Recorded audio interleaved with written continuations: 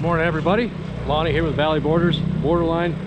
We're starting a job this morning. This is on a new construction, so it's fortunate we're on dirt. We're running the brand new 2020 Sting. A couple things I wanted to show you. This is it's a fox gray. It's a charcoal type color, so this is going to kind of lighten up to be something similar to their siding, a little bit darker than that probably. We have a pretty steep hill that we're going to go down here. And the great thing about this machine is it does have a brake in the back, so as far as helping with back pressure, it's kind of an invaluable thing, really, especially on dirt where you might have some slipping and it's hard to control the machine. But I'll leave that run right here, and you can see how this machine moves and how fast.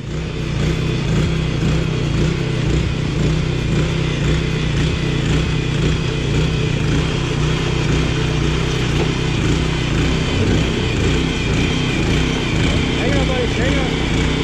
Set this brake.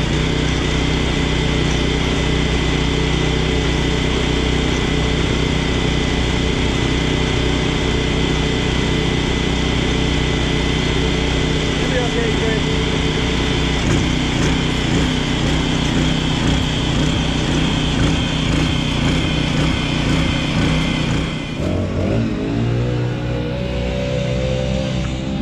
Now the great thing is, that mix is actually just a little bit dry.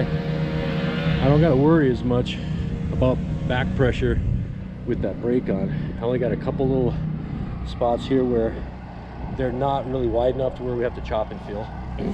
When he gets to that, he might, but as far as going downhill here, it's a lot easier with a back brake. They seem like they're closing. Yeah. And now, obviously going downhill, and maintain the line pretty well.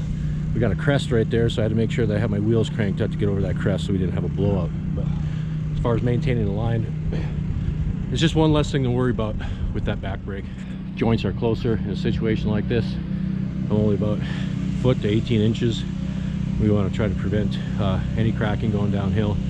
Homeowners know this is not guaranteed going downhill, but cracking. Great thing about a pile driver is you can park that to the side of the hill. Trey, you can probably have to bring it sideways. But the having that without worrying about a wheelbarrow tipping over is pretty important.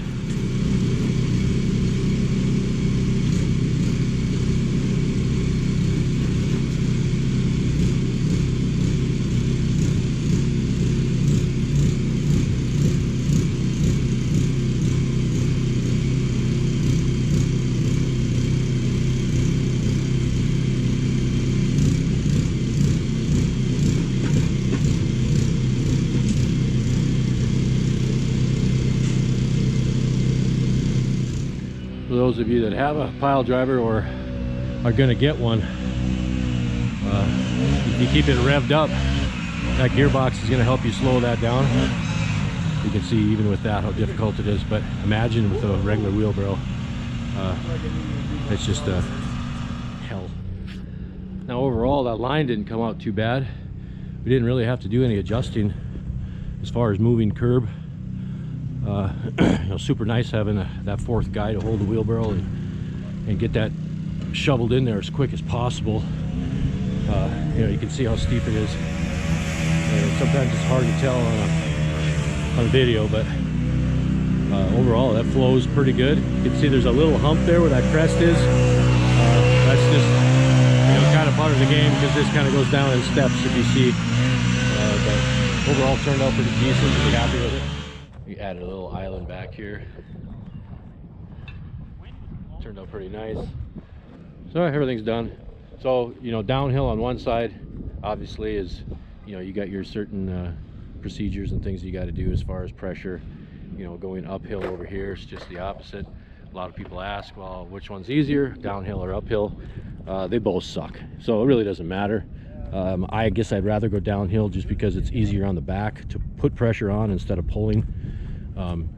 And then some people will say, well, why not go downhill on both sides and just switch the mold around? That changes everything else as far as troweling, left-handed or backwards or whatever. So we go clockwise around the whole house. We deal with going downhill on one side, uphill, on the other, and you know, we just kind of deal with it that way. But as far as your back, you know, going uphill for me is a little bit more difficult. But lines turned out pretty good. Be about 260 feet. So off to the next one.